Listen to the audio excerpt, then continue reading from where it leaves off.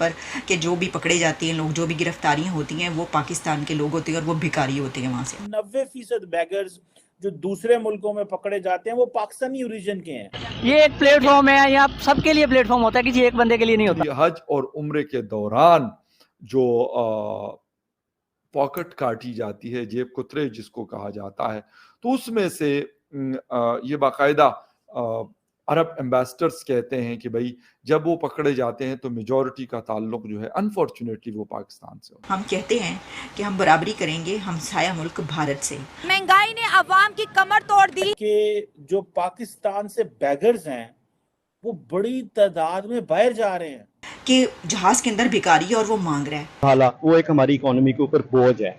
ये बैरून मुल्क जितने बेकारी गिरफ्तार होते हैं, जो बिगर्स अरेस्ट होते हैं, उसमें से 90% जो लोग हैं वो उनका ताल्लुक पाकिस्तान से होता है। मुल्क के अंदर के भिखारी हैं, वो कह रहे हैं कि हमें कोई भीख देने वाला नहीं है। आपकी जब बुनियादों में ही खैरात है, अगर हम उनको निकालते हैं तो कुछ तो बोझ हमारा कम होगा। हमें बता दें आज, और इंडिया बहुत बड़ा कंट्री है, हमें उनसे डर भी है। और जो भीख देना है वो सवाब का काम है। कौन सा मुल्क है जो कि हमें एज ए रिफ्यूजी वो रिसीव करेगा? आने वाले 50 साल में पाकिस्तान में आग लगेगी। है कि अफगानिस्तान की करेंसी इस वक्त दुनिया की तीसरी बेहतरीन करेंसी डिक्लेयर हुई है। ये अभी जो क्वार्टर चल रहा है इसके हमारे YouTube चैनल हिंदुस्तानी हाइट्स में आपका स्वागत है। दोस्तों, जैसा कि आपने मीडिया क्लिप्स में देखा कि पाकिस्तानी मीडिया में इस समय कुछ वीडियोस वायरल हो रही हैं जिसमें पाकिस्तानी प्लेन में चढ़कर भीख मांग रहे हैं अमीर लोगों से। पाकिस्तानियों ने तो वाकई में हद कर रखी है। शुरू से ही पाकिस्तानी बदनाम रहे हैं कि विदेशों में जाकर वहाँ पर भीख मांगने का धंधा करते हैं। इनके लिए ये कमाई का जरिया बन चुका है, बिजनेस इनका भीख मांगना है। इराक और सऊदी अरब के एम्बेसडर ने बाकायदा शिकायत दर्ज कराई है पाकिस्तानी गवर्नमेंट से कि ऐसे लोगों को हमारे देश ना भेजा जाए, क्योंकि यहाँ पर ये आकर भीख मांगते हैं और माहौल ख़राब करते हैं। हमारी देश की गवर्नमेंट पर इसका बहुत बड़ा बोझ पड़ रहा है। पाकिस्तानियों ने हद कर रखी है इस समय, मतलब कि इनके लीडर भी भिखारी और इनकी आवाम भी भिखारी। भीख मांगना पाकिस्तानियों का पेशा बन चुका है। एम्बेसडर्स जो हैं सऊदी अरेबिया और इराक के, उन्होंने कंप्लेन की है पाकिस्तान के गवर्नमेंट से कि हमारी जो प्रिजन्स हैं उनकी फैसिलिटीज़ जो हैं वो ओवररन हो चुकी हैं, इसकी बिना पर कि जो भी पकड़े जाते हैं लोग, जो भी गिरफ्तारियां होती हैं वो पाकिस्तान के लोग होते हैं और वो भिखारी होते हैं वहाँ से। सेनेट की, पाकिस्तान का जो अपर हाउस है सेनेट, उसकी जो स्टैंडिंग कमेटी है ओवरसीज की, उसको ये बताया गया है कि जो पाकिस्तान से बैगर्स हैं वो बड़ी तादाद में बाहर जा रहे हैं। डॉक्टर साहब, मैं तो पहली बात है इसको समझ ही नहीं पाया इस बात को। अगले दिन पाकिस्तान की एक एयरलाइन के अंदर वो जहाज चल रहा था तो एक बंदा खड़ा होकर मांगने लग पड़ा जहाज के अंदर, इन द स्काइज। और जो स्टैंडिंग कमेटी है ओवरसीज की, उसको बताया गया है कि 90% बैगर्स जो दूसरे मुल्कों में पकड़े जाते हैं वो पाकिस्तानी ओरिजिन के हैं। डॉक्टर साहब, ये मॉरल डेकेडेंस, ये जो मॉरली बैंकरप्ट, आप अक्सर ये बात करते हैं मॉरली बैंकरप्ट। डॉक्टर साहब, ये तो दुनिया में पहली दफा होगा कि पाकिस्तानी बाहर जाके मांगते हैं, जहाज में बैठ के टिकट लेके। कुछ वीडियो सामने कई दिनों से आ रही थी कि जहाज के अंदर भिखारी है और वो मांग रहा है। अच्छा, सब बड़े हैरान होते हैं कि यार जहाज में पहुंचते पहुंचते पूरा एक प्रोसीजर होता है, वहां पर लोग कैसे भिखारी, पाकिस्तानी भिखारी कैसे पहुंच जाते हैं जहाज के अंदर। तो अब पता ये चला कि वो जो वीडियोस हैं वो ट्रैवलर्स ही होते हैं। वो भिखारी हैं जिन्होंने वापस उतर के नहीं जाना, उनके पास टिकट होती और वो ट्रैवल करके जा रहे होते हैं। तो वो कहते हैं कि ये काम है हमारा जहाज के अंदर भी, ये तो अच्छा मौका है, लग जाओ भाई, लगे रहो मुन्ना भाई।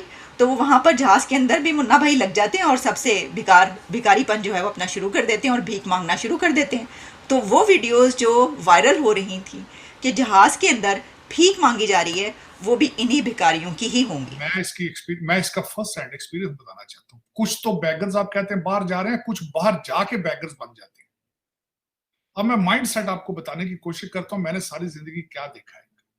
सबसे पहले तो आपको मैं बताना चाहूंगा, बहुत पुराना रवाज था कि जापान में जाके ये ट्रेनों में मांगते थे गूंगे बन के। ये बड़ा एक फैशन था।